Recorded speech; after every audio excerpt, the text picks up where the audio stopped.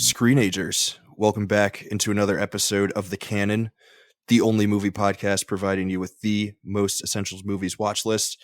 We got another great episode today. We are rounding out our spooky season celebration, our Halloween celebration. We're actually starting it with the same duo, or we're ending it with the same duo that we started off with.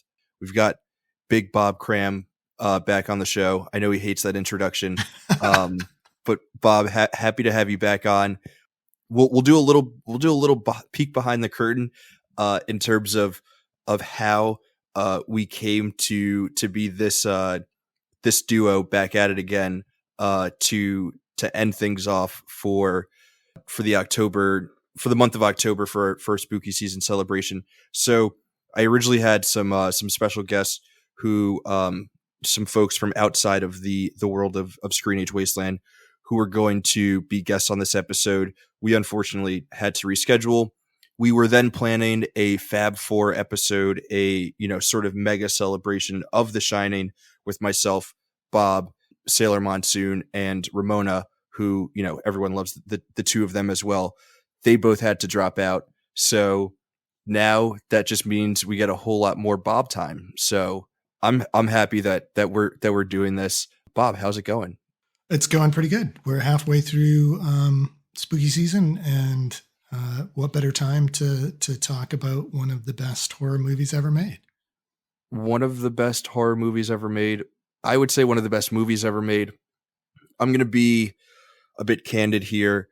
This is maybe my favorite movie of all time. I have a very unhealthy obsession with this movie.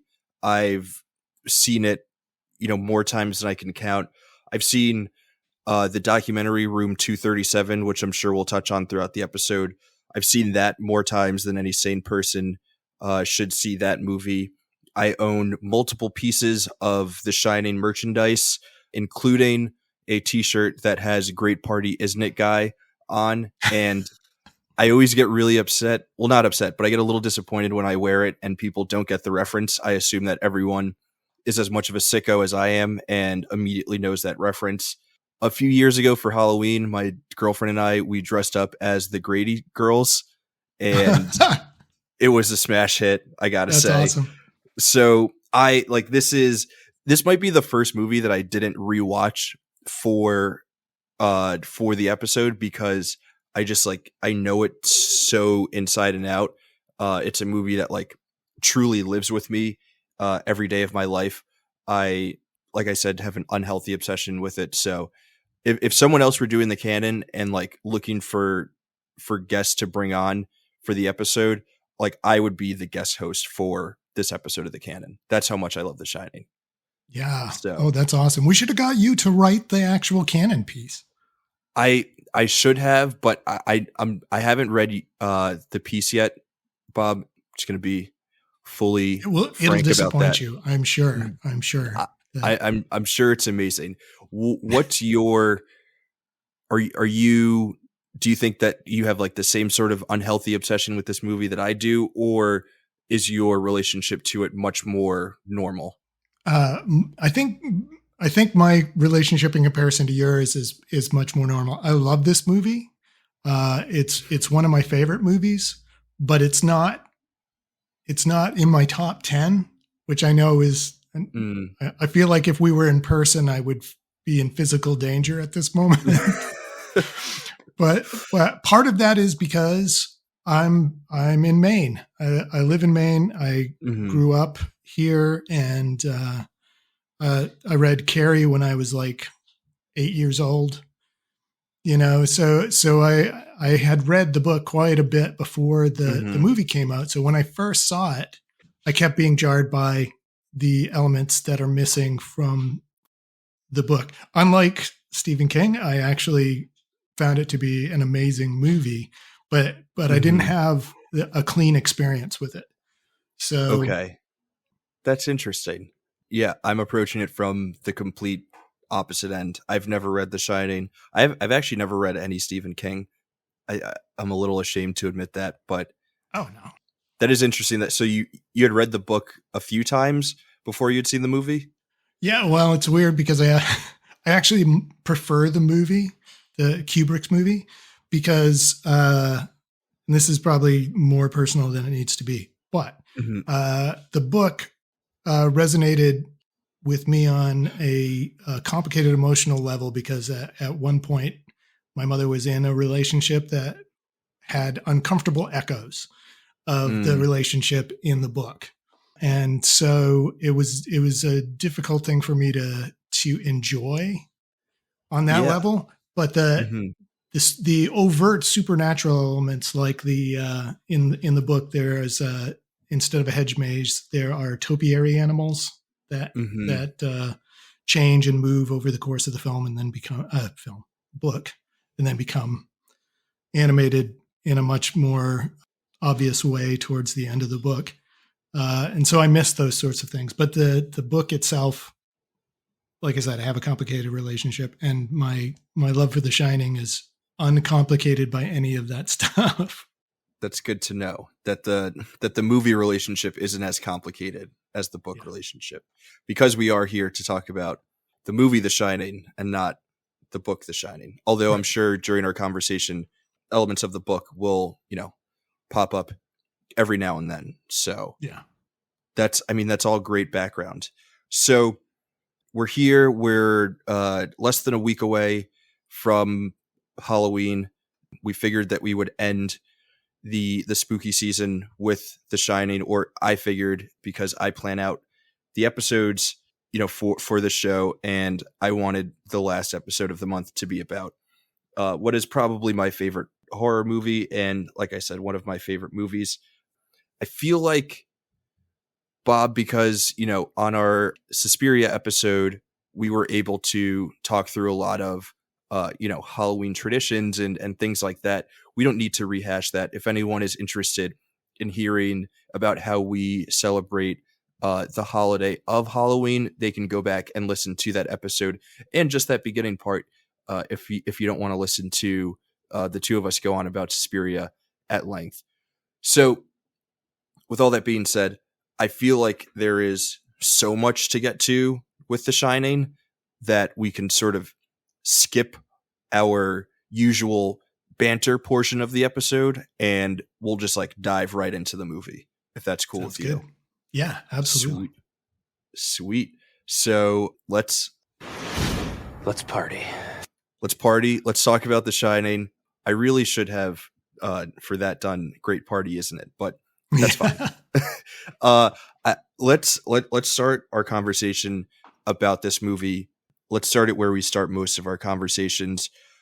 I know you spoke about it a little bit, your background and relationship to the movie, but sort of walk me through what that first viewing experience was like, after having read the book multiple times. How old were you when you first saw the movie? Did you immediately sort of connect to it, and or were you turned off by the fact that it wasn't super close to the movie as a Stephen King fan? What did that all look like? So I probably would have been about 12 or 13. And I think I saw it on HBO of all things. Nice. And I don't think I immediately knew it was related to the book. I think I came in before, just after the initial credits during the massively awesome helicopter shots at the beginning of the movie. Yeah. So I ended up sitting and watching it, and I'm not sure I was supposed to be watching it. So this makes me think it was probably I was supposed to be being babysat or something like that. Of course, I was too old for that at 12. But I remember watching it just in horrid fascination because it's immediately scary to me. The music is immediately creepy and scary. And it was only as it went along and I'm like, oh, that's Danny. That's, that's Tony. That's, Jack. That's all of these things. Oh, it's the book. And then I started to pay attention. But by then I was so caught up in the atmosphere. And I will admit that this is one of the very few horror movies that ever gave me nightmares. And that night, the woman from room 237 got up from that tub a lot in my dreams. It Yeah. was, yeah, and I woke up screaming every time. So that I remember being scared by it, which was already at that point a rare thing, and confused because there were things that weren't right, quote, and then things that were added, like the girls and the hedge maze were just so incredibly awesome that yeah, Mhm. I don't think I got up that entire time. So One, that woman in room 237 will terrify you and haunt your dreams probably the first time after you watch this movie, like no matter what age you are, whether you're 12 or 46, that will always be be terrifying. I think I feel like everyone who has seen this movie will agree that that particular scene is one that will haunt you in a way that a lot of other scenes in so many scary movies just will not. There, I don't even know which jumping off point well, I want I to take gotta because hear you what said your so. first experience was. Oh, I actually don't remember the first time that I watched this movie.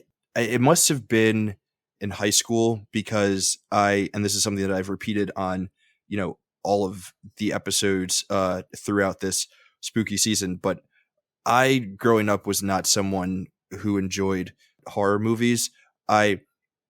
Okay, this is a story I haven't told on the show yet, but to sort of give you an idea of how big of a scaredy cat I was, when I was like 7, my father took me to see Casper, the Friendly Ghost, and I ran out of the theater maybe 20 minutes into the movie because Oh I was my. so scared of the Friendly Ghost. Like I was not built for horror movies at all. And somehow throughout the course of my life, I have been able to correct that a little bit and, fall in love with movies like The Shining.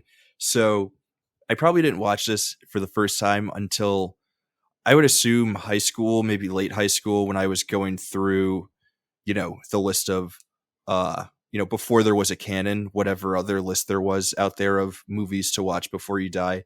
But the first time I vividly remember watching it was in college with a group of friends.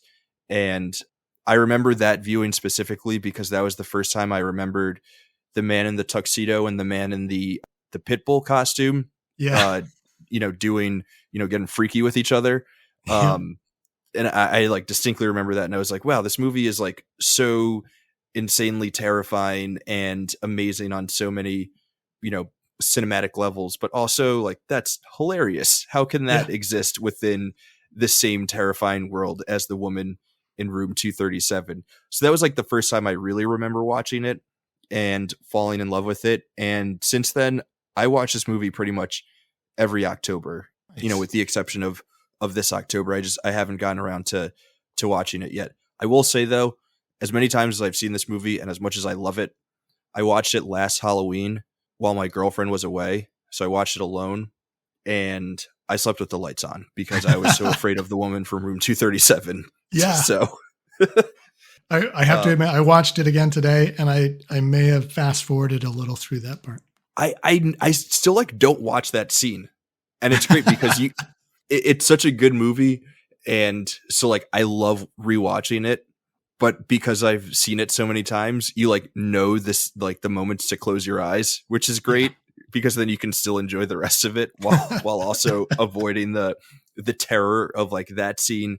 Also just while on the topic of haunting scenes and, nightmare fuel, the scene of the girls, dismembered bodies, Oh yeah.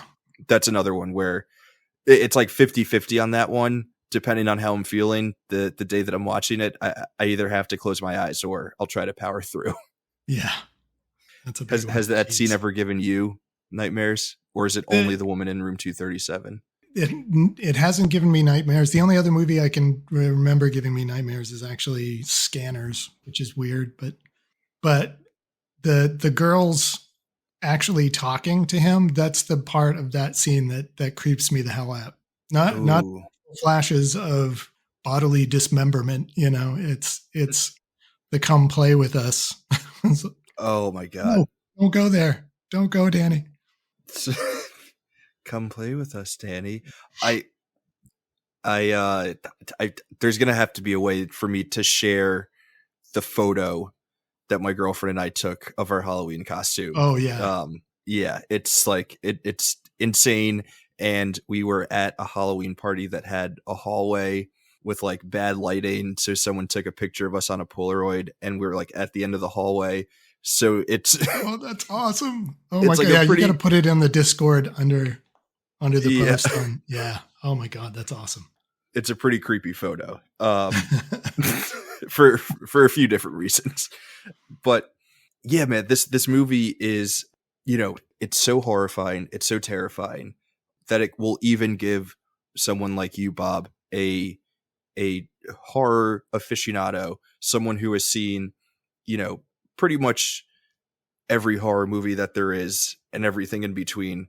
And, it still, I don't know if it still gives you nightmares, but it did at one point. So Yeah. I think that goes a long way in terms of just like how amazing this movie is.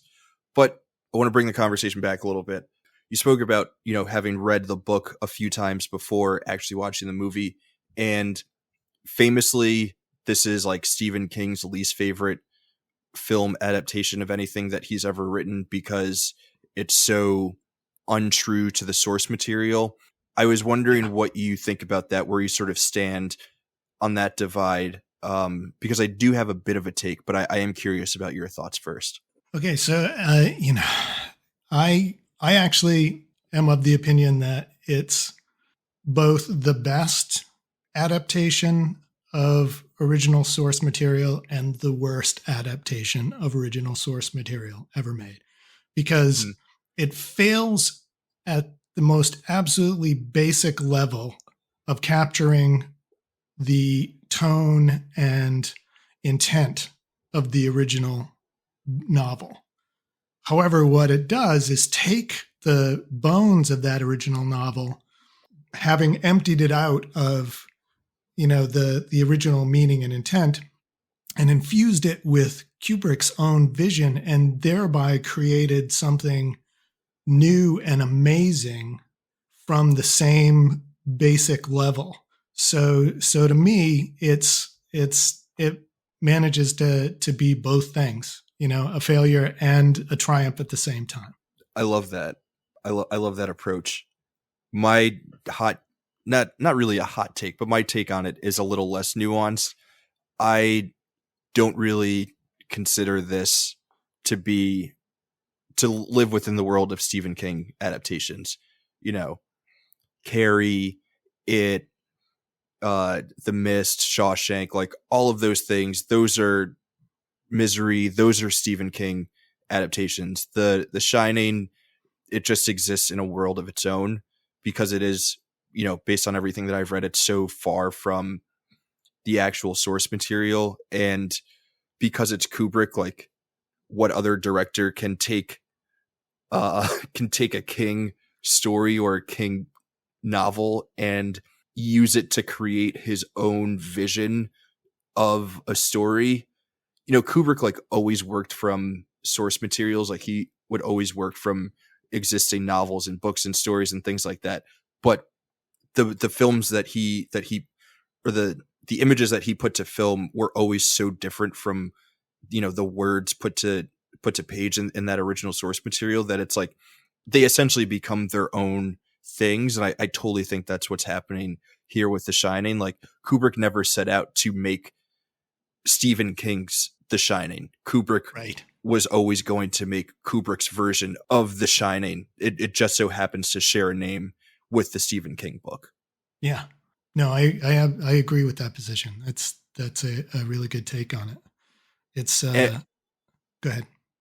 Oh, sorry. I was just going to say it allows us to then get to your position where we're enjoying both things. We can enjoy the Stephen King version for everything that he's doing there, and how amazing he is as a writer, and we get to enjoy the Kubrick version for everything that it is, and enjoy all of the reasons why we love Stanley Kubrick. Yeah, that's awesome. The only other thing other movie that I can think of that fits that same sort of level, and probably there are plenty, but the only one I can think of, and it's because I was just listening to the beginning of it this morning, was of your podcast, of it this morning is John Carpenter's The Thing, which transcends the original short story so much it becomes its own thing. Pun intended. Yeah, as I was saying it, I was like, "Oh my god, why am I doing this to myself and others?" But that Kubrick made this into something that's a Kubrick film and not a Stephen King adaptation is undeniable. Yeah, and I mean, we'll pause for a second. Kubrick, I think, is the GOAT in terms of film directors, in my extremely humble opinion. So I wouldn't want to limit someone like that to making, a strict from the page adaptation. Someone like Stanley Kubrick needs to expand their wings and do whatever creative process comes to them or whatever. I agree. So with all that being said, all of that awkward conversation being out of the way, I know one of the questions that you had about this movie, and this sort of plays into the how The Shining plays out in book form versus how it plays out in the movie, is the fact that there's a lot of supernatural elements at play in the movie that I understand aren't necessarily there in the book. And you pose the question, would this movie be better or worse without those supernatural elements? I don't know if you had an answer to that or if that was just, a topic that you were interested in exploring a little bit more. I kind of was wondering what the group consensus would be about that, because I've seen arguments both ways, and I think I'm leaning towards, if you take out the obvious supernatural elements, then it's a pure film.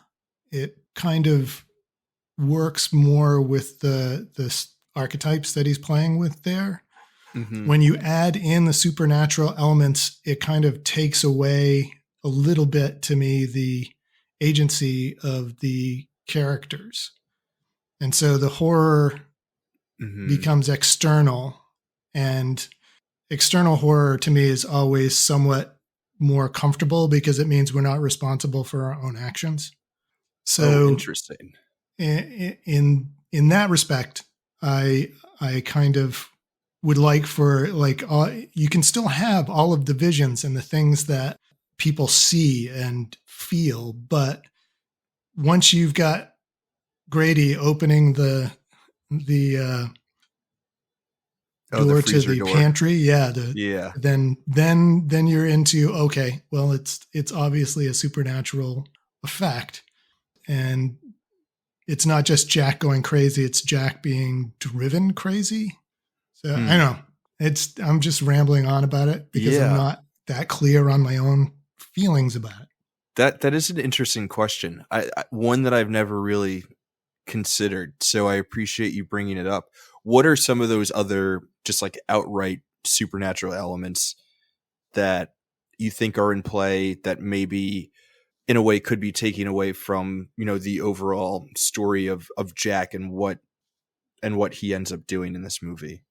Right. Well, that's the one that you can't explain away, is that opening of the door. Mm-hmm. Everything else could be kind of just people going crazy. Once Wendy starts seeing things, that's also kind of problematic.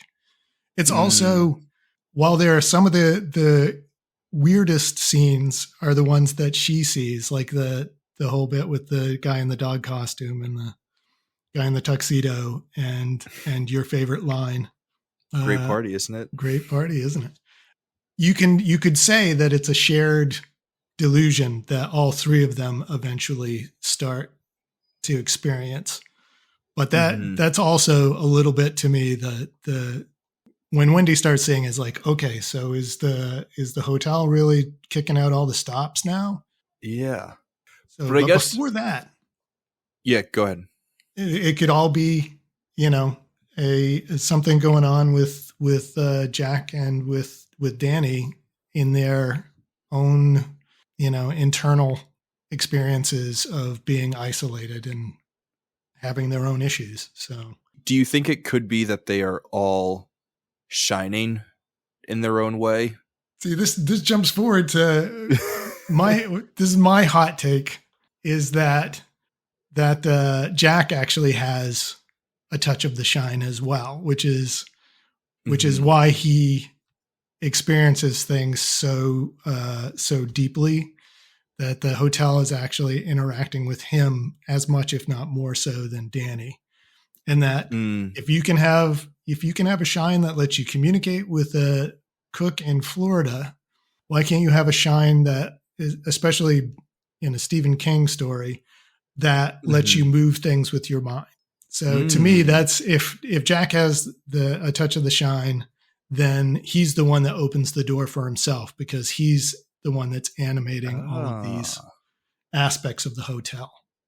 I love the phrasing, a touch of the shine. Yeah. That's beautiful. You got to trademark that.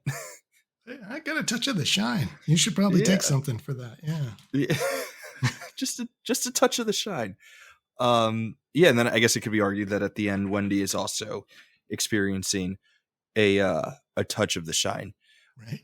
So I really do like that question of whether or not, how much the supernatural element really, takes away from or enhances the story. I've always known it as a ghost story, so I've never thought of it as like being able to not be that. But I feel like your question, in particular with regards to the characters and like how they act and their agency and all of this, I guess we can talk about that a little bit. So like, what do you make of these three characters? And I guess we'll start with Jack in particular. Just like, how do you see him as a character, and how do you read his like overall character arc? And I'm going to apologize now for constantly going back to the book in my comparisons to this. Oh, no, please but don't. That's my initial experience, so it's always there when I'm watching the movie as well. In King's book, Jack is essentially a good man who, in fact, in the book, it's he and Danny who have the special relationship. They're closer than Wendy and Danny are. But he's a good man who has a flaw that the hotel exploits and kind of pushes him into. It's like a man who descends into evil with the pressure of the outside pressure of the hotel the entire time. Whereas I feel like in the movie, Jack starts out as a man that's already got evil inside him. And part of that is Jack Nicholson. You can't look at him. He raises an eyebrow and you're like, that guy can't be trusted. I'm sorry. He saw it on the television. He saw it on the television. Yeah, exactly. So to me, it's he starts off on the bad side of things, and the isolation and the hotel kind of slide him deeper into it. And Jack Nicholson's amazing in this, but he doesn't slide into evil so much as jump off the side of the cliff into it.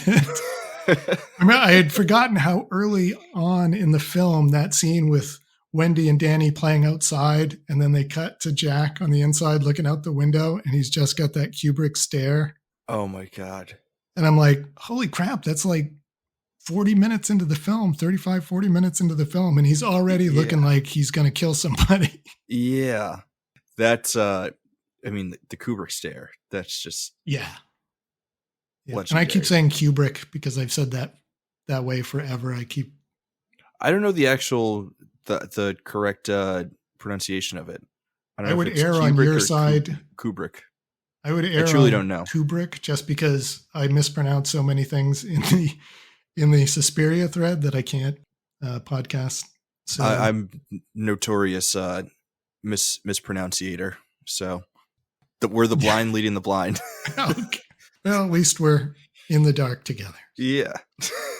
Neither of us has a touch of the shine. No, not at all. No shining here. Yeah, man, it's such an interesting performance because it's so outrageously over the top, but it kind of needs to be for this movie. Yeah. And I think it's interesting when you think about Kubrick as a filmmaker, especially like his relationship to actors and how he viewed actors and how he used actors.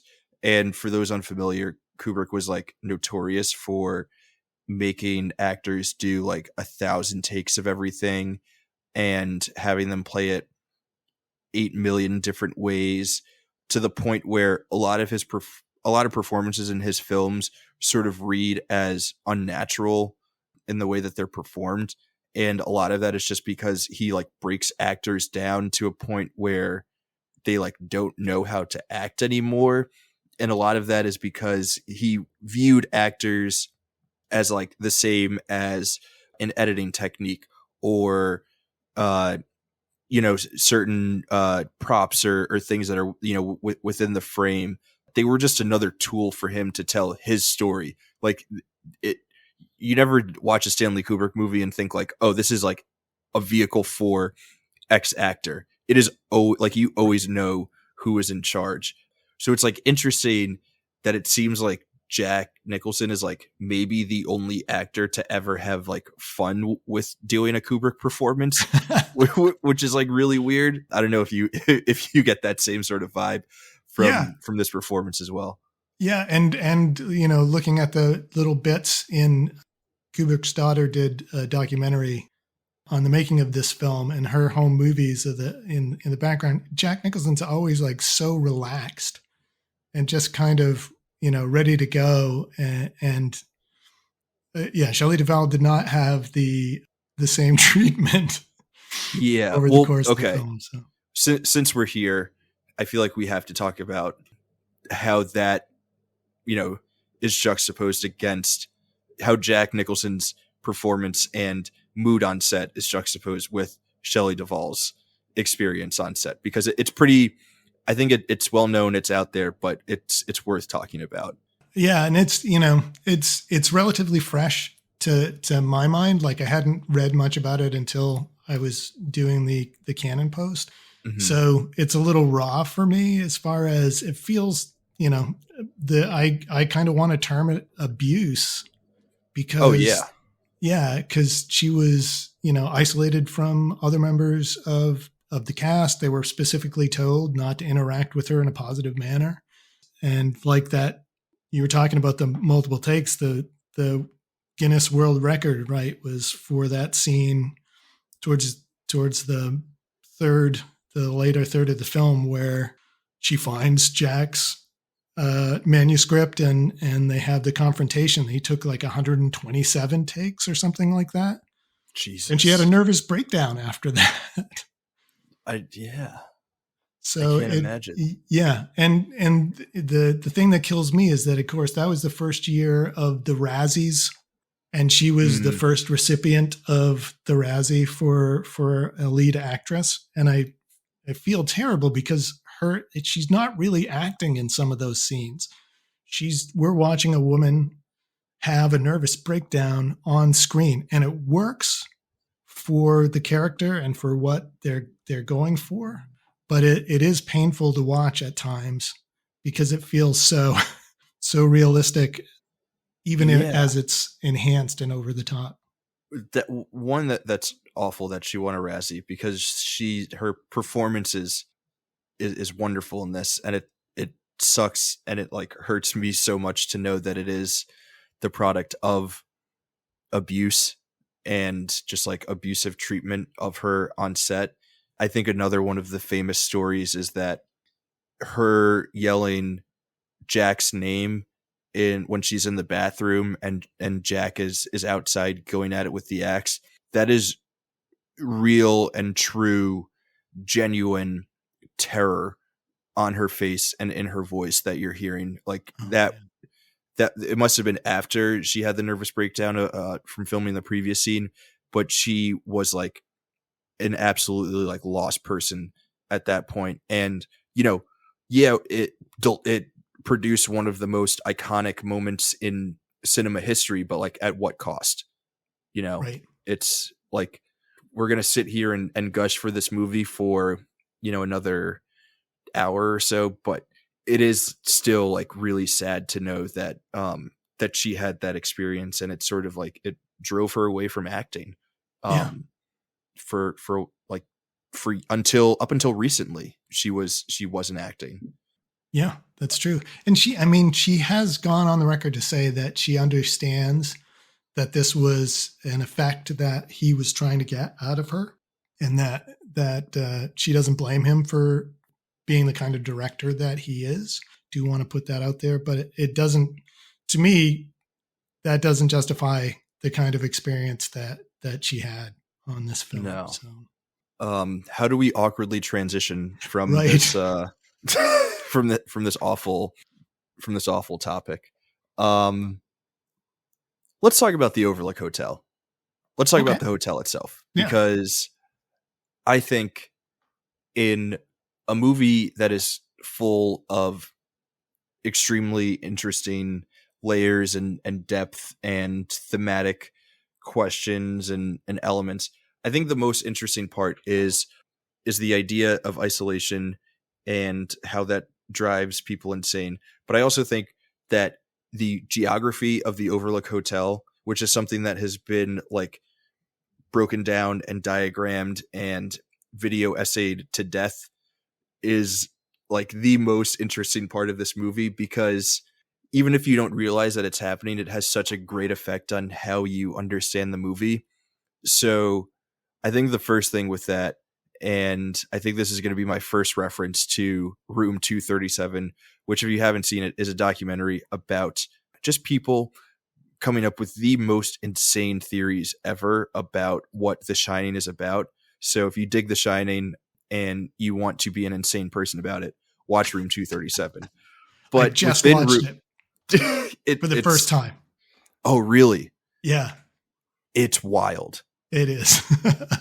It's wild. And I think the reason why I come away with a lot of movies with like insane readings is because of that documentary.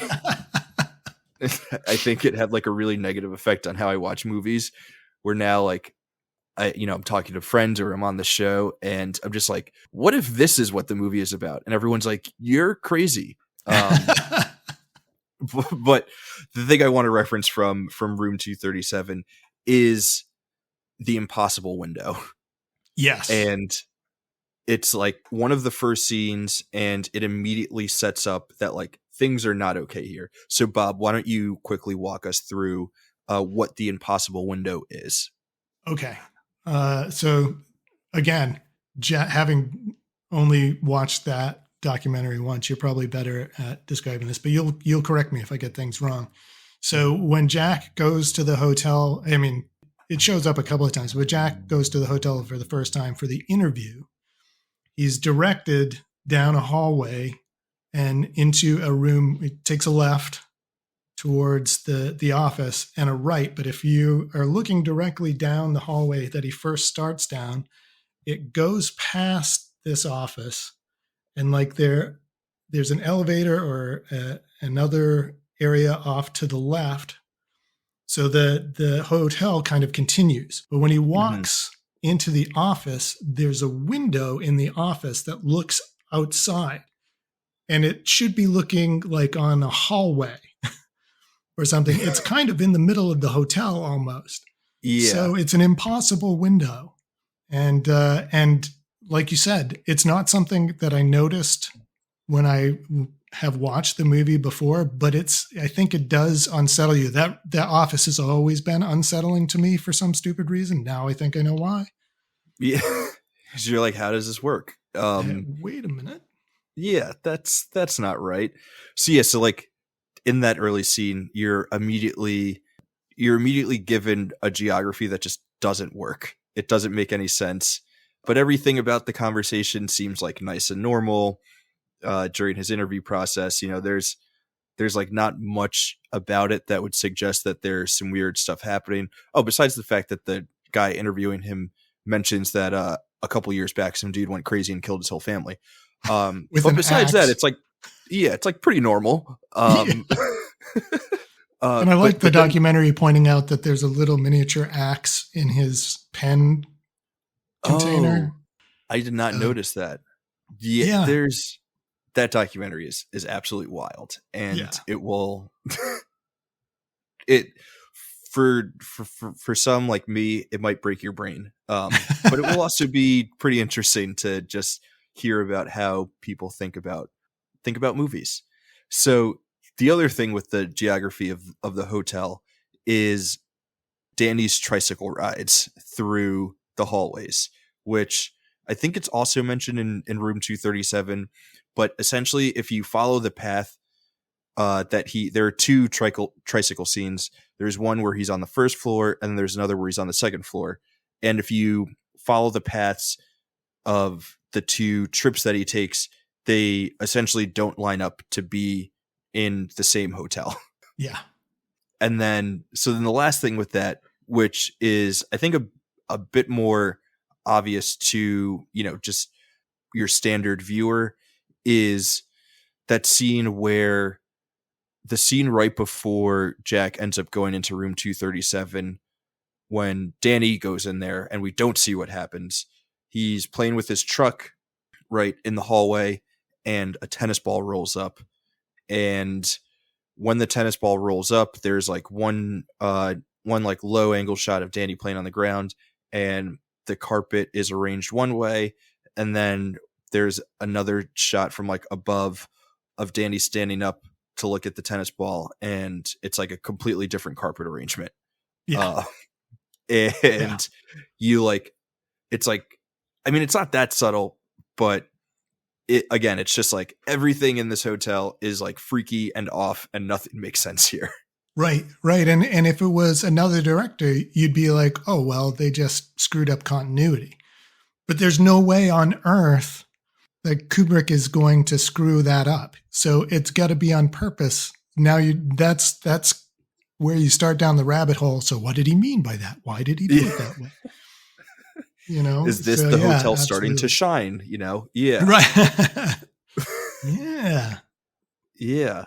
It's totally freaky, and it's, again, like, one thing that we talk about a lot here on the Canon is just how there are all these different sorts of tools and visual tricks that movies do to convey different, whether it be narrative beats or just like convey different emotions or get different emotions out of viewers. And a lot of times it's like really simple stuff, but once you pick up on it, you're like, holy shit, like, movies are crazy. Yeah. And I think a lot of that is happening in this movie, specifically with the geography of the Overlook Hotel.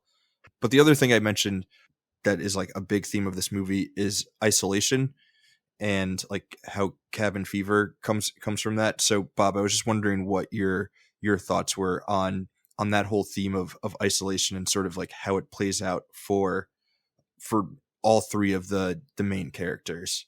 Right. And this calls back for me to The Thing again, because that's all also a movie about isolation, not just isolation where you're a group of men in the middle of the Antarctic or the Arctic and unable to contact human beings, but also the awareness that you're completely alone inside your own head. You can never be sure, especially in that movie, what another person is thinking, or if they're another person.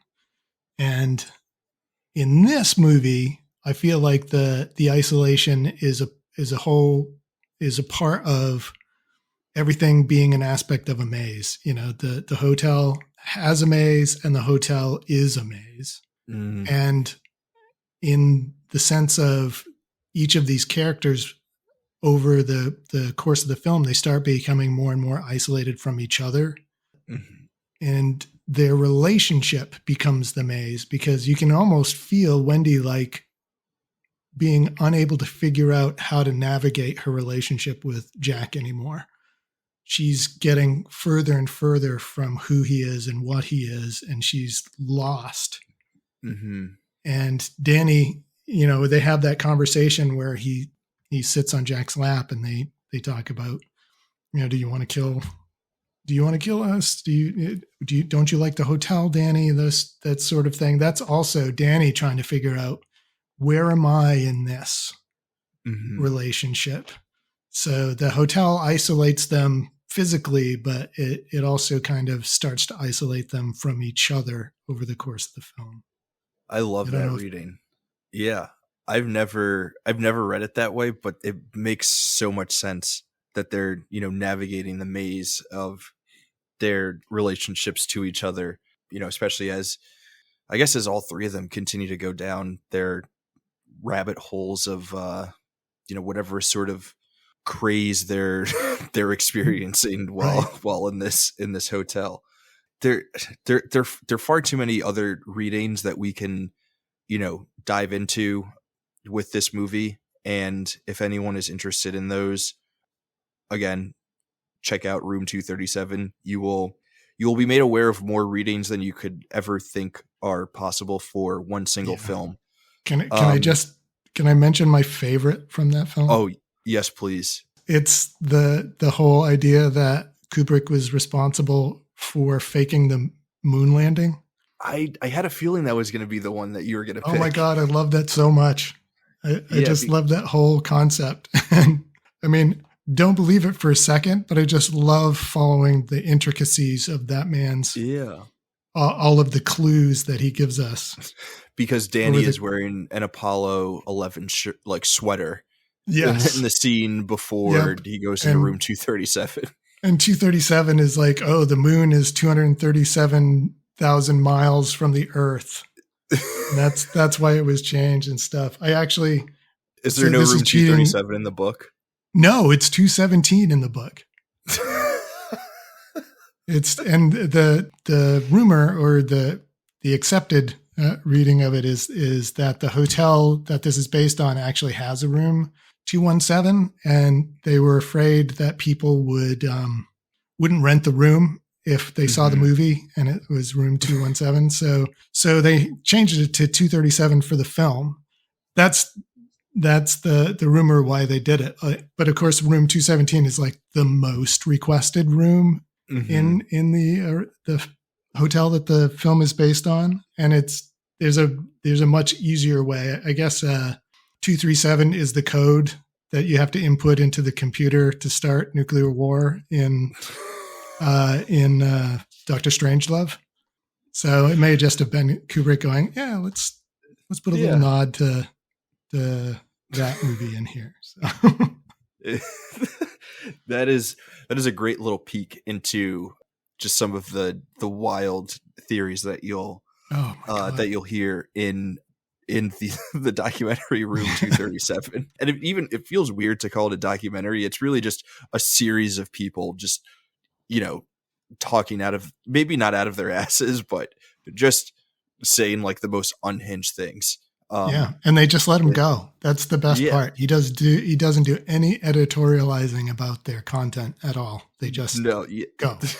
There's no contextualizing anything that they're saying. It's just go, just speak. Go off. And it freaks me out a little, and we can stop talking about this, but it freaks me out a little because they use images from films that have nothing to do with The Shining. And like one of them is a classic Italian gore film called Demons. And I'm like, oh, this is one of my favorite. Why are they including scenes from Demons in this? It's all connected, man. It's all connected. Okay. Yeah. I need a documentary about the making of this documentary. I'll probably cut this out, but I also love the theory that Kubrick knew about the heads of state having, giant sex parties, and after making Eyes Wide Shut, they conspired to kill him because it was exposing too much of, their underground doings or whatever. Just oh my God, absolutely insane stuff. I want to use one of those theories to jump off into what I think is an interesting part of the movie, a really interesting character, and something that's kind of playful that Kubrick is doing. I don't think he gets enough credit for being a playful film director or someone who has a sense of humor. But there's a reading within Room 237 that The Shining is about the genocide of Native Americans in this country and like the use of their land or whatever. And there's a shot where a character who we haven't mentioned yet, but Dick Halloran, who is the chef of the Overlook Hotel, who also has The Shining, and he is the character who explains to young Danny what his shining is and, you know, sort of what it means. So there's a scene where that character is in line with a like can of soup that has a Native American man on the cover of it, and Dick and can of soup are facing the same way. And that means that Kubrick is aligning the genocide of Native Americans with the struggle of the Black American within the United States. Again, absolutely wild reading of this movie. Yeah. Absolutely wild. There are also readings that Dick Halloran serves as what some people would call a sacrificial Negro within the horror genre, where you have one black character and they're really just there to die on behalf of some white characters. That reading comes from Dick being the first person who we see killed on screen. But I think that Stanley Kubrick is doing a bit of trolling with us in having Dick Halloran fly across country from Florida to Colorado to then take a 5-hour to then drive 5 hours from Denver to the Overlook Hotel to like 30 seconds after he walks into the hotel, immediately taking an axe to the chest. And like Kubrick goes through Dick's journey in like excruciating details. Oh, yeah. Like we see him on every single step of the journey and we're like, oh yeah, this dude's going to save the day. And then as soon as he gets there, just boom, done. Yeah. Like, yeah. I think that's Kubrick just messing with the audience. He's just fucking well, and with us. it's a double FU, because if you've read the book, Dick lives. Oh, so that was my biggest issue with it the first time that I remember watching it. Was I was like, not only I liked Dick in the book, but I loved Scatman Crothers. So I really liked Dick Halloran in the movie. And then when the rug gets pulled out from under you with that axe, I was personally hurt. Yeah. You know, it's like, no, Dick lives. What are you doing?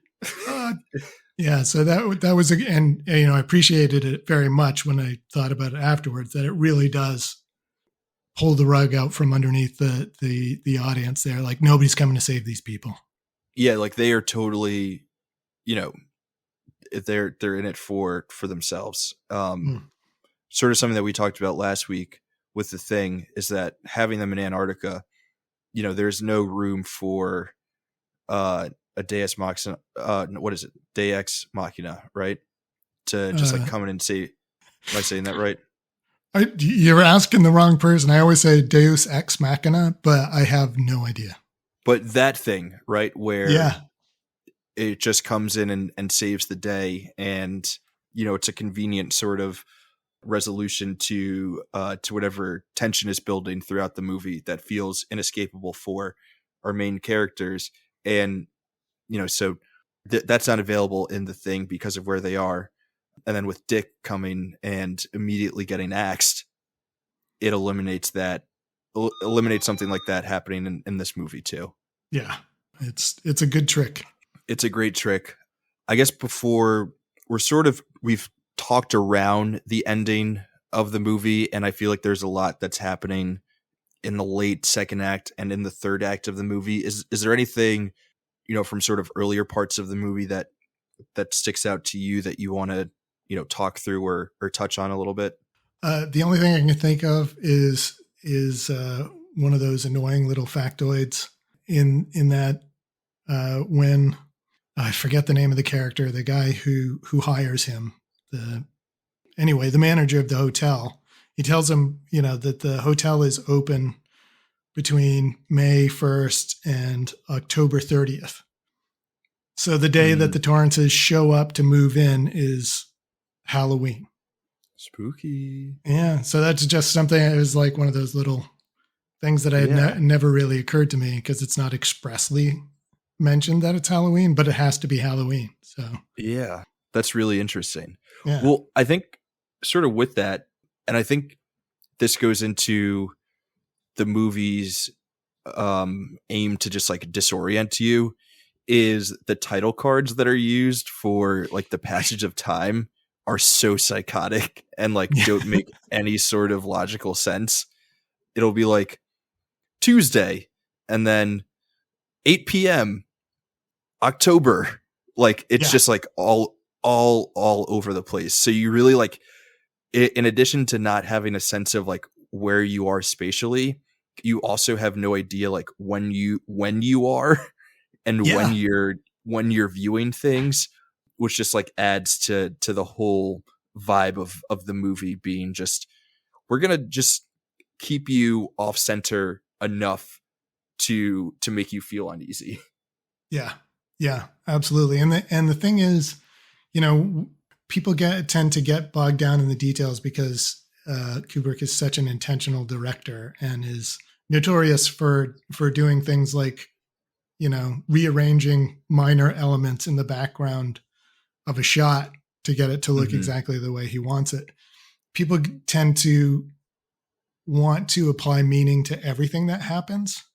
But there's a quote, and I wish I could remember where I read it, but when he was talking about doing horror and supernatural, he said, if you're going to do supernatural, the supernatural should defy explanation. So in the same sense that H.P. Lovecraft talks about the uncanny in his essay on supernatural horror in literature, it's things should not make sense.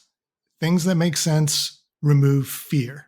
So everything that Kubrick does that doesn't make sense, the layout of the film, the title cards, these things contribute to that sense of unease and the uncanny. And I think he's doing that on purpose. It's not the details that he puts in that are meaningful. It's the randomness of those things and the lack of explanation for those things. That is the purpose. That's such a great shout. I love that. I don't know if this is from Room 237 or another Kubrick documentary that I've watched along the way, but I remember him saying that he sees The Shining as a hopeful movie because if there's any thought of, afterlife, which I guess a ghost story is, then he's like, that means that there's some hope for once we're all done here. Right. And it's like, that's a weird way to look at, at slaughtering your kids in the hallway, but whatever, man. Yep. Yeah. No, that's awesome.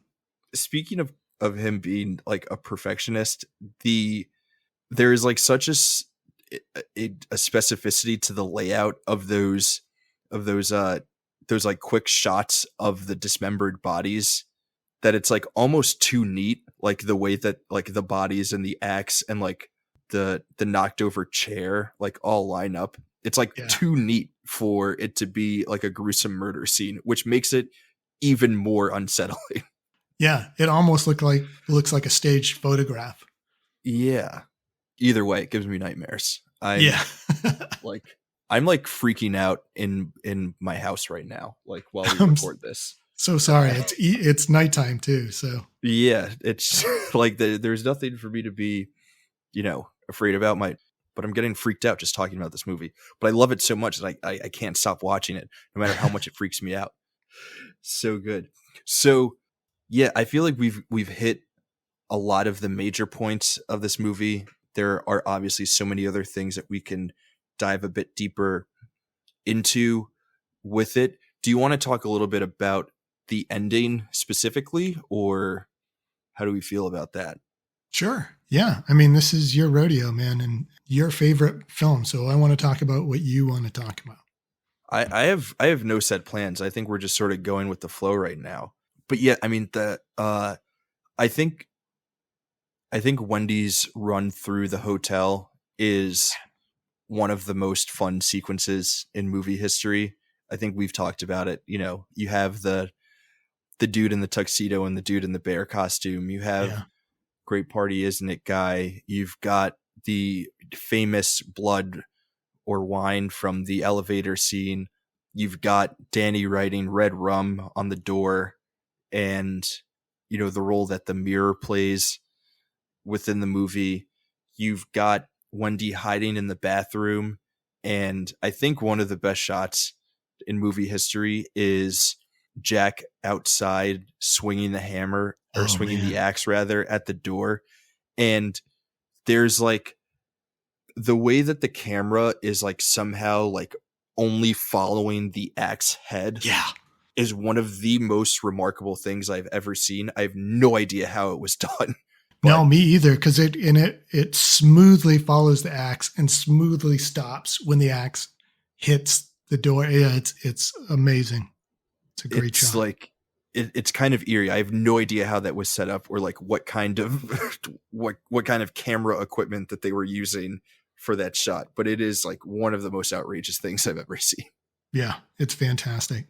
I guess speaking of great camera shots, I'm going to jump back a little bit, but the Steadicam, which was originally invented for the Rocky training montage, but is used very heavily here for the Danny tricycling scenes. Do you have anything on that, or just like how it's used in this movie? No, other than, and I'm going to completely forget his name, but the guy who invented this Steadicam was brought on to help use the camera the way that Kubrick wanted it used, and ended up staying on to help, develop and shoot some of those shots. So like a lot of the shots in the maze are by the guy who invented the Steadicam. Oh, nice. Yeah. So, and he does a documentary, not a documentary. He does a commentary track on at least one of the Blu-ray releases, and it's well worth listening to. For some of those behind the scenes notes. My favorite thing about the Steadicam and just the way that he uses the camera throughout the entire film is that we're trained by movie language that if a camera is moving, it's usually someone's perspective. That's kind of dulled down a little bit over since this movie came out, but especially at this time, if the camera was moving, it was somebody's perspective. So when the camera moves as much as it does in this, you start to question who or what is that perspective, and you're left with the only thing it can be. It's the hotel. Mm-hmm. Right. So it feels like the hotel is a character that's observing all these people and following them and eventually chasing them as well. Yeah. So I love that. I don't know if that was intentional, but that's the way it feels like to me. I love that reading.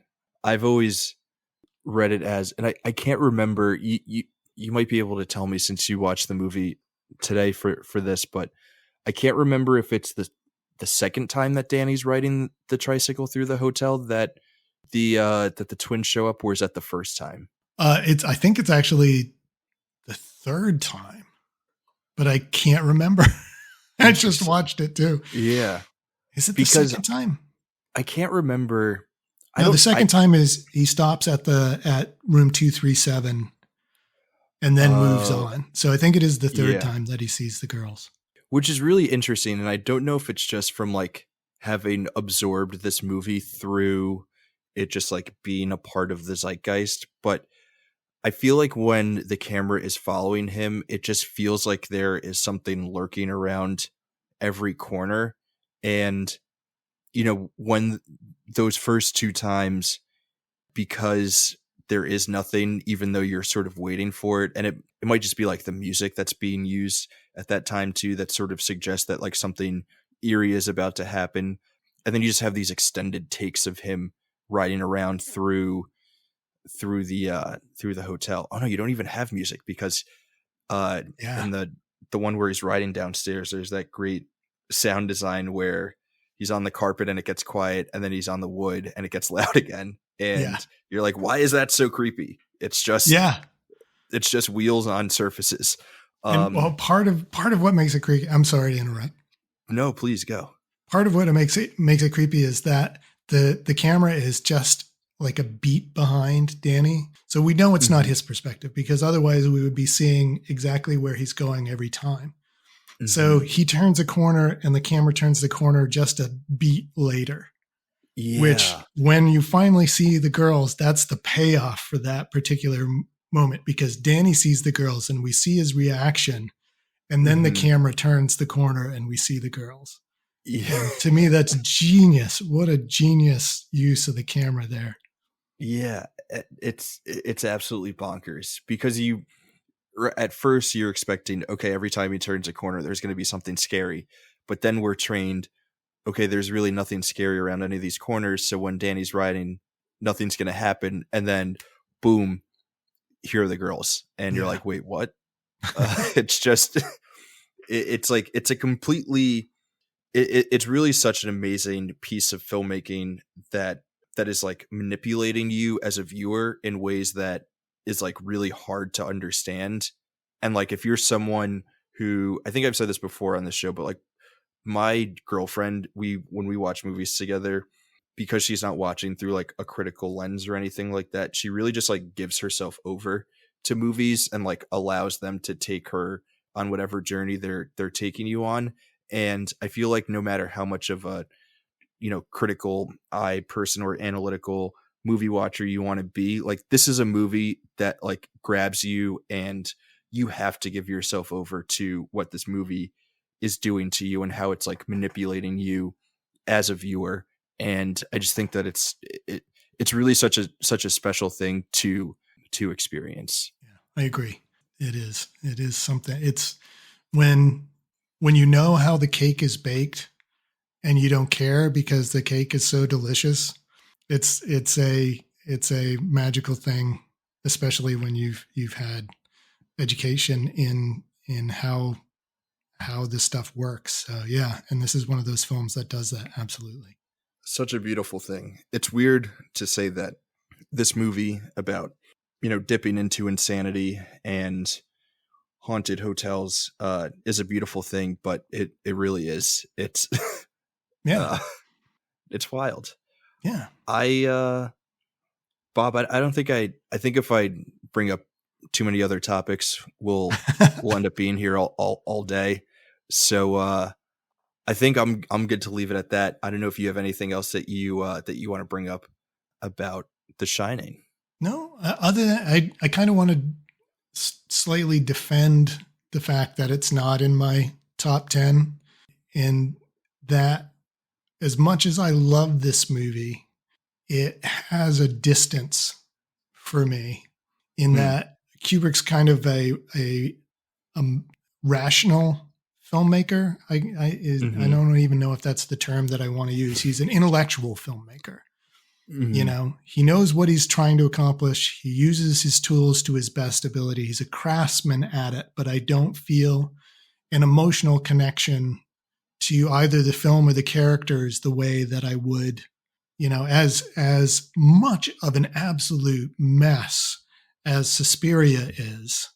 I feel an emotional connection to that movie.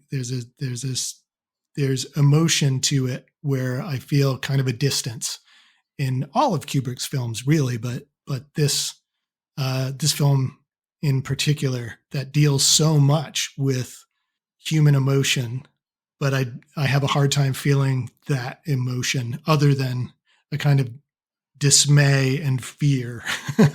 So he accomplishes giving me those feelings for sure, but I do feel like I'm slightly distanced from the characters. That's very fair. I think I totally get where you're coming from. I think that's a big part of why we watch movies. And if you're not able to feel that, or like feel with a movie that you're watching, it's not going to it's not going to resonate with you can admire and respect and enjoy a film. Yeah. But you really need to feel it, for it to be especially a top 10. Right. I would say. The last two things that I will say about this movie. One, the best smash cut ever. When they're running through the maze and Jack is, reduced to like a caveman like scream. He can't even yell Danny's name anymore. And then it just boom cuts to him frozen. Again, Kubrick is like kind of funny. Yeah. It's hilarious. And I think it cuts directly from that shot of Jack's face to one of the best like final shots of any movie, the 4th of July ball, 1921 or 24, with Jack in the middle. You know, you've always been the caretaker. And yeah, it's long, slow zoom. Yeah. Yeah. Then the credits roll and it's like, yep. F you. In a lot of ways, this movie is Kubrick just throwing double middle fingers up, like, yep, to the audience in the most loving way possible. Yes. Yep. But he is definitely doing his own thing with this. You know, he's like, I'm going to make a horror movie, but I'm doing it on my terms. Yeah. Yep. So you mentioned, I don't remember if you mentioned it, but after we started recording or before, but you did mention Dr. Sleep. And I didn't know if you wanted to talk about that a little bit or not. Yeah, before we get into recommendations, which we obviously will do. So we've been talking a lot this month about horror movies and how the genre is more inclined to have remakes than other genres. This movie does not have a remake. I do want to ask the question if this is an unremakeable movie. So we'll do that before we get into Dr. Sleep. Do you think that there could be a remake of The Shining? No, I don't. I honestly think The Shining as a Kubrick movie can never be remade. Can somebody do another adaptation of the Shining, the book? Sure, and they have. And I understand that Sailor can defend it quite well, but I cannot. But I don't. If you tried to do the same thing, if you tried to remake The Shining, the Kubrick film, you are destined to fail. It cannot be. It cannot be remade in that way. No, I don't. I agree. There could be another adaptation of the book. Unfortunately, like you said, Sailor's not here to defend the miniseries. But from what I've heard, so I've seen Dr. Sleep. I like it. I've heard from people who enjoy Stephen King's writing that Dr. Sleep does a good job of sort of bridging the gap between the movie version of The Shining that we get from Kubrick and Stephen King's sort of intentions with the book that he wrote, and obviously the sequel, which I desperately want to call Doctor Strange, and I will make that mistake until the end of time. But Bob, what are your thoughts on Doctor Sleep, if you have seen it, and sort of where it fits into all of this? Yeah, I actually just saw it for the first time this year. I avoided it because I actually didn't like the book too much. I thought it was a pretty banal sequel to one of his best novels, even if I have a complicated relationship with it. So as much as I like the director of Dr. Sleep, whose name escapes me. Is it Flanagan? Is it that Flanagan guy? Mike Flanagan. That everyone loves? Yes. Yeah. Yes. So I've watched a bunch of his films and I enjoy them, but I didn't expect much from it. And then people were telling me that I needed to see it, and that, like you said, it kind of does a good job of bridging the Kubrick film and King's expectations from his novel. And I thought it was a much better movie than the novel would have suggested. And I do think it does a fairly decent job, because, I mean, one of the big things in the novel is that Jack redeems himself in the book. In the book, Danny is able to recall him from the grip of the hotel. And the boiler in the novel is a constant, it's Chekhov's boiler, it's going to blow up at some point. You just know it, but it hasn't been, it just kind of repeats over the course of the novel. And then Jack manages to destroy the hotel in the novel. So that's how he redeems himself for the horror that he puts his family through. But so making Danny the stand-in for that in Dr. Sleep was actually a cool little tie-in, and it was kind of fun to see the ghosts and the hotel from a different perspective. Mm-hmm. It doesn't replace or even really enhance Kubrick's film, which I think just still stands alone, but it was a fun addition that I enjoyed. Nice. I feel like it's hard. It's a hard movie for me to talk about because I haven't read Doctor Sleep. I haven't read The Shining. My only knowledge and connection to this world is through Kubrick's movie, and nothing is going to live up to it, especially in my eyes, like a simple film bro like me. Like nothing's going to live up to anything that Kubrick ever did. So I was like, yeah, this is cool, but Flanagan's no Stanley Kubrick, so like, what are we going to do there? But I understand, why it is appreciated the way that it is. Yeah, it felt a little bit like fan service, Mm-hmm. in the sense that I think he enjoyed the hell out of making it. And it's fun, but it's unnecessary. And even if you're just watching the Kubrick film and then you watch Dr. Sleep, it kind of feels like a disservice to the character of Danny almost, that he ends up being killed by the very hotel that he escaped. Mm-hmm. So if you're looking at it from that perspective, it's only if you've done both, I think that it works as well as it does for me. Also a terrifying lady in the bathtub scene, like early on in that movie. So yes. Not good. Yep. But Ewan McGregor and Rebecca Ferguson are both super cool. So oh my God, yeah. That's always a plus. They're both great. So Dr. Sleep, not a recommendation for either of us, but it is a good transition for us to get into the recommendations section of the episode. Bob, if you're ready, I'm ready to kick off recommendations. I'm almost ready. This is not a recommendation, but I was given as a gift The Shining, the board game, this last Christmas, and I just played it this last weekend for the first time. So how was it? It's okay. It was fun. You play caretakers at the Overlook, and you've got to survive the winter, basically from the other caretakers. Over the course of the game, the hotel tries to drive you crazy, and if it does, you end up chasing after the other caretakers with an axe. Interesting. So it was fun. It was well worth at least one gameplay. So nice. But it's not one of my recommendations. It's a pre-recommendation. Right. Bob, you've always been the caretaker here. That's oh no. We all know that. Is it weird that sent a little chill down my spine when you said that? It sent a little chill down my spine too. We're scaring ourselves. We got to stop. All right, we got to get into recommendations. So, okay. Bob, you know the rules. Yes. I know the rules.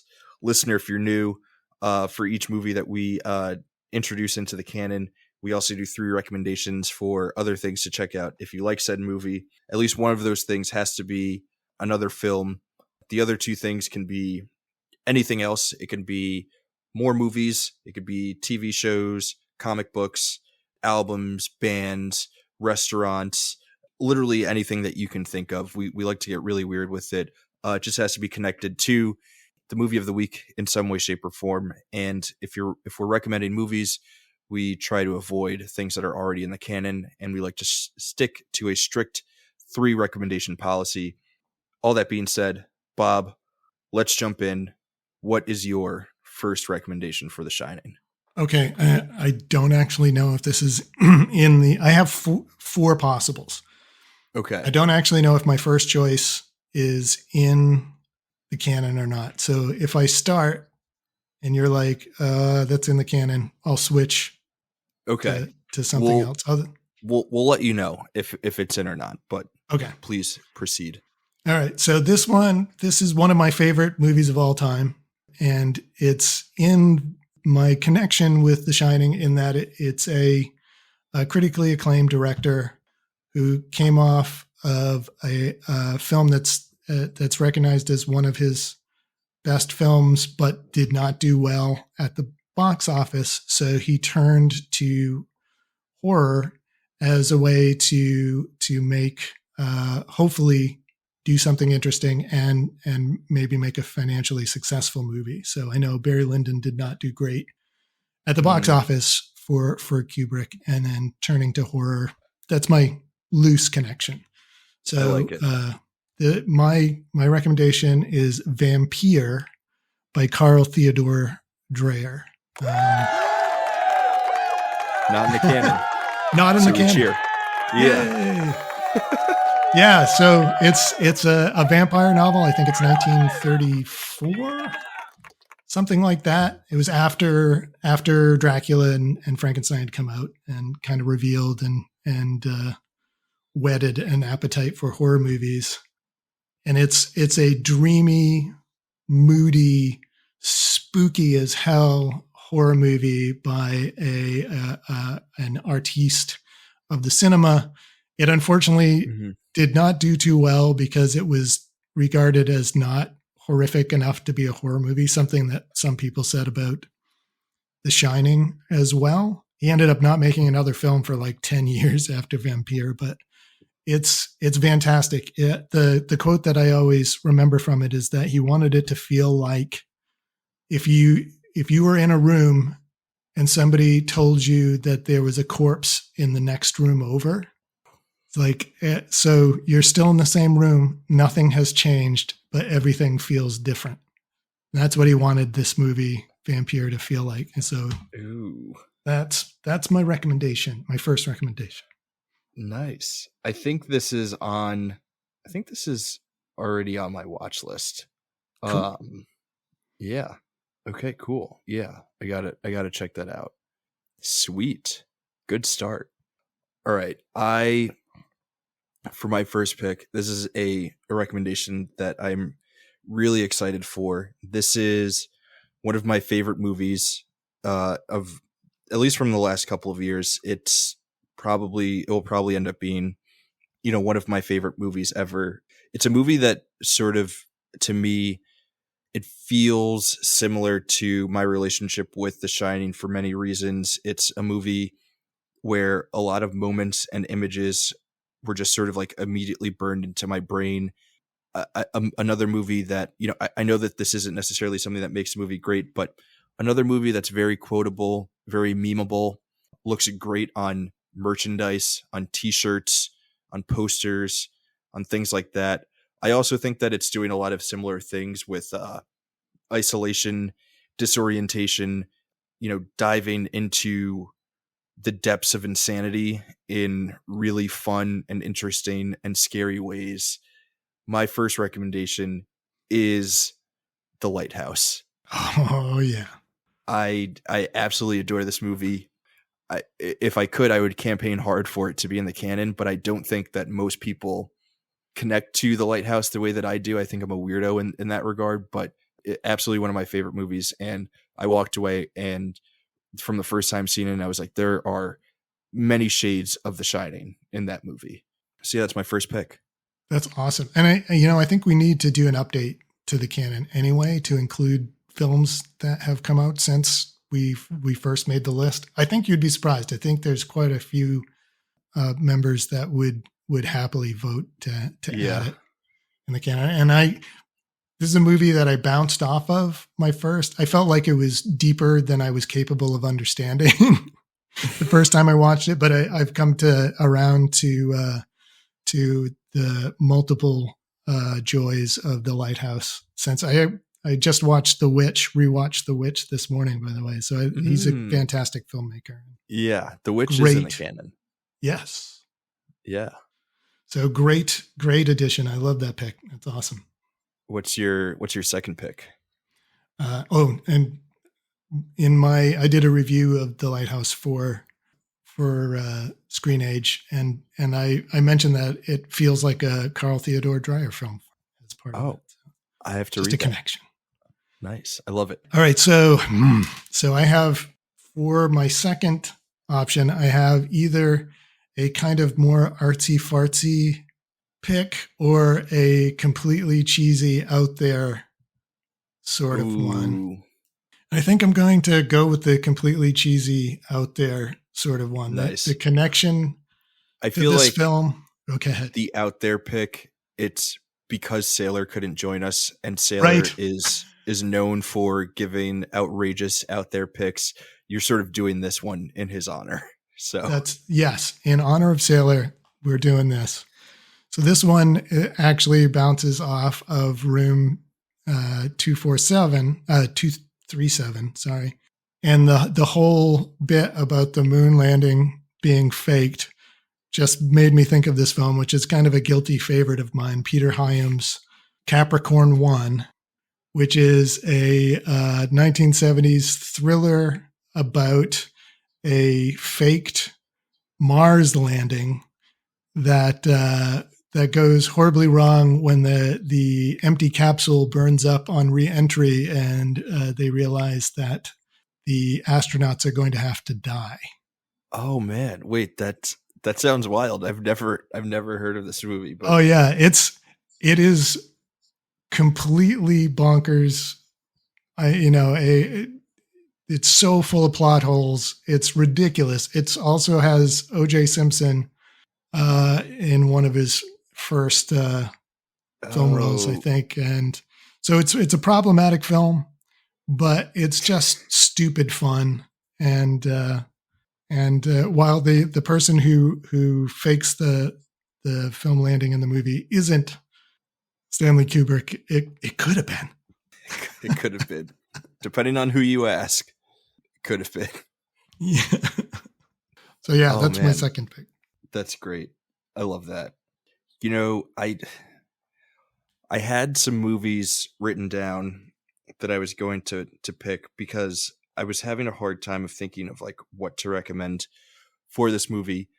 But your first recommendation made me think that I really should take this opportunity to recommend, or really take any opportunity when there's a Stanley Kubrick movie in the canon. I should take every opportunity to recommend Stanley Kubrick movies that aren't in the canon. So I've already recommended a few that are not, but because you mentioned it before, Barry Lyndon is an incredible movie.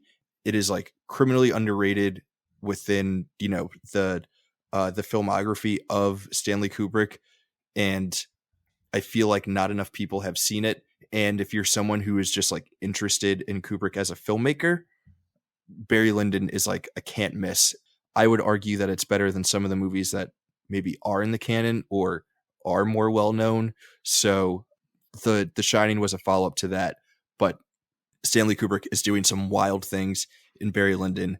So if you're interested in him as a filmmaker, that is definitely a movie that's worth checking out. That's awesome. I actually had my friend Paul Pelletier just earlier this year was like, I just saw Barry Lyndon, man. You got to see that movie. It's fantastic. The stuff he does with lighting, and yeah, so it's definitely on my list and very cool recommendation. Yeah. It just looks like it looks like a painting from that era just like came to life. It's just it's wild. Very cool. And one of the Kubrick films I haven't seen, so that's always fun. You get to see another Kubrick movie. Yeah. What's not to love? Not to love. What's your final pick? Okay, my final pick. I guess I'm going with video stuff. I had a book, but I won't talk about it. So my final pick is a riff on the idea of a haunted place, in the sense of, rather than it being supernaturally haunted, I wanted to honor the idea of a place being wrong because of some undefinable but not necessarily supernatural reason. And this is Nigel Neal's The Stone Tape. It's a made-for-TV television drama, 1972, written by Nigel Neal and directed by Peter Sasdy. And it's about a group of people trying to invent a new recording technology that discovered that the haunting in the house that they're using as their base of operations is actually a kind of a recording of a past event recorded by the stones of the foundation themselves. And so they try and figure out a way to use that ancient, natural phenomena in a modern context, and things go horribly awry. I don't think it's really well known, No, and I'd it's a never little heard of bit it. hard to find, but it's definitely Nigel Neal's stuff is always well worth a look, and this is one of his lesser known films, and has a very tenuous connection to The Shining. That sounds kind of freaky, but cool. I like that. Sweet. Some good recs to add to the watch list, which I always love, even though my watch list is now growing to be overwhelmingly large. Yeah. But that's a good problem to have. Sweet. So okay, I'm going with some like pretty conventional movie picks for my recommendations, but again, they're like all movies that are worth checking out. And if there is a chance that anyone listening has not seen any of these movies, I'm gonna recommend them. So for my last pick, I'm going with another horror movie that is sort of exploring family dynamics in some pretty wild and interesting ways. It's also a movie that haunted the shit out of me and certainly caused some, maybe not sleepless nights, but nights where it was very difficult to fall asleep. For my last pick, I'm going to go with Hereditary, which I don't believe is in the canon, but an amazing movie. And I wish it didn't freak me out so much, because otherwise it would be a movie that I watch like on a pretty regular basis. Yeah, that's a movie that I've only seen once, and I'm not sure if I'm going to see it again anytime soon. Yeah. It's difficult in all the best ways. Yeah. Dude, talk about like just that movie freaked the freak out of me. Oh my God. I feel like I can't even blink right now. I'm just getting scared. Talk about something else. Yeah. But yeah, that's fantastic. Oh, the family dynamics in that movie. Yeah. A very different family dynamic, but yes. parents can be a pain in the neck sometimes, we'll say. Don't. You went there. Oh my God. All right. Bob, before we cause ourselves and our listeners sleepless nights, let's run through our recommendations one more time, and then say our final goodbyes. Okay. Fantastic. So my first pick was Vampire by Carl Theodor Dreyer. Second pick was Capricorn 1 by Peter Hyams. And The Stone Tape was my third choice, written by Nigel Neal and directed by Peter Sasdy. Sweet. My recommendations are Robert Eggers' The Lighthouse, Stanley Kubrick's Barry Lyndon, and Ari Aster's Hereditary. 3, well, I guess not all scary movies, but 3 movies. Bob, thank you again for joining. It's been an absolute pleasure. You are the resident horror expert here at Screen Age Wasteland, so it's been an absolute pleasure having you on for some of these spooky episodes, starting with Suspiria and now ending off the month with The Shining. We hope that everyone has an amazing Halloween next week. We hope you've had fun talking horror movies with us. Bob, I hope you've had fun talking horror movies with me. Thank you again for joining us. It's fantastic. Thank you for having me on to talk about your favorite movie. It's an honor. Thanks a lot. Thanks again, Bob. Thanks for listening, Screen Agers. We will catch you next week with The Terminator. It's going to be a fun one. So yeah, until then, stay spooky, stay safe, and we will see you at the cinemas.